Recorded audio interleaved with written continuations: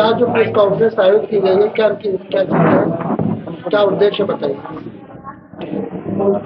Uttar Pradesh Bharat scout और guide ये छात्रों के सर्वांगीण विकास के लिए एक पवित्र संस्था है।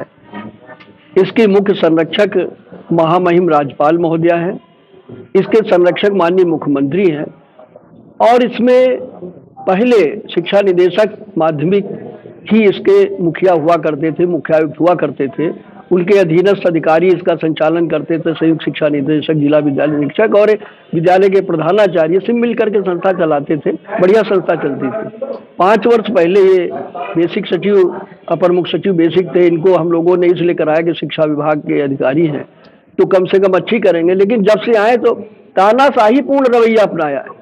इनको पैसा दिख रहा है, सारी फीस बढ़ा दी। यहाँ के करोड़ों रुपए का इन्वेस्टमेंट आपने उत्तराखंड में 6 करोड़ का कर दिया। वहाँ गेस्ट हाउस डेवलप कर दिया, जहाँ किराया उठाया जाता, वहाँ पे प्रशिक्षण केंद्र था हमारा। इसमें आजीवन सदस्य बने, मुखियायुक्त बने रहने के लिए इन्होंने पहले नियमावली में संशोधन कर दिया।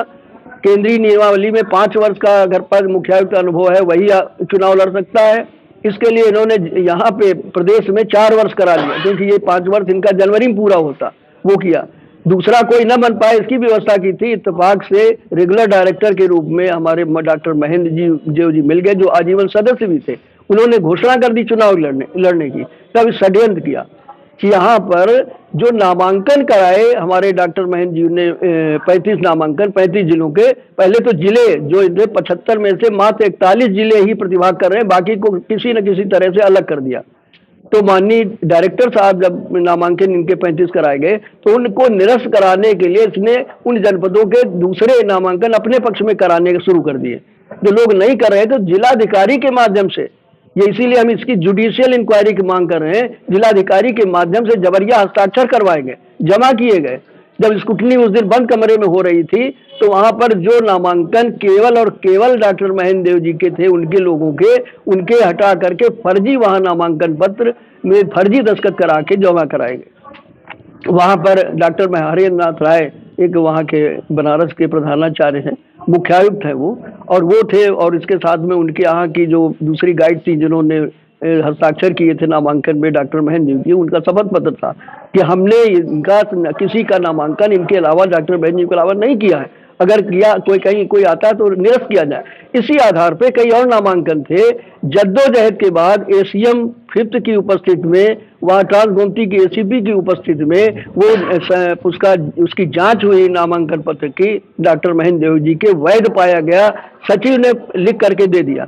लेकिन सचिव ये 3 वर्ष पहले प्रादेशिक सचिव थे, इसके रिटायर हो चुके हैं, सेवानिवृत्त हो चुके हैं। शायद इसीलिए इसने अपने अपॉइंट कर रखा था उसको, उस पर दबाव बनाया। हम लोगों ने जब ये लेकर के चले आए तो आए उस समय आकर के उस पर नाराज होने लगे। जरा हमने कहा भी, काफी कुछ बात भी हो गई थी। इसके बाद जानकारी में आया कि रात में बैठ करके उस सचिव से नौकरी से निकाल देने की धमकी दी, हम निकाल देंगे। और उन्होंने नामांकन पत्र को अवैध घोषित कराया, अपने को निर्विरोध निर्वाचित घोषित कराया। आश्चर्य है कि 18 तारीख को दिसंबर को, अभी कार्यक्रम पूरा नहीं हुआ, वो नामांकन वापस करने की तिथि है। ये घोषणा 8 तारीख को होनी चाहिए थी, जो उन्होंने रात में ही करा ली, क्यों 7 बजे सुबह चस्पा था वहां पर। तो अनियमितताएं की गई हैं और इसीलिए हम मांग करने के लिए हमने माननीय मुख्यमंत्री से मांग की है कि इसकी एक सेवानिवृत्त जज से पूरी जांच कराई जाए, जो भी धांधली चुनाव की अनियमितताएं की हैं, और इसके जो और कारनामे हैं और जो काले कारनामे हैं, इनके उद्घाटन के लिए, इनको सार्वजनिक करने के लिए, इनके जो पदाधिकारी, इनको बताने के लिए माननीय महामहिम राज्यपाल महोदया से मिलेंगे, माननीय मुख्यमंत्री जी से मिलेंगे, जो संरक्षक हैं, राज्यपाल महोदया मुख्य संरक्षक हैं।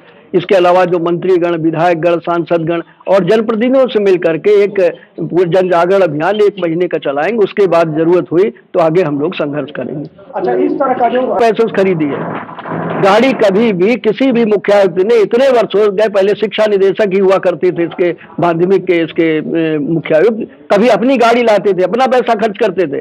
होना चाहिए, लेकिन उस गाड़ी का इस्तेमाल, जो गाड़ी लखनऊ में रहनी चाहिए, वो नोएडा जाती, नोएडा आती है।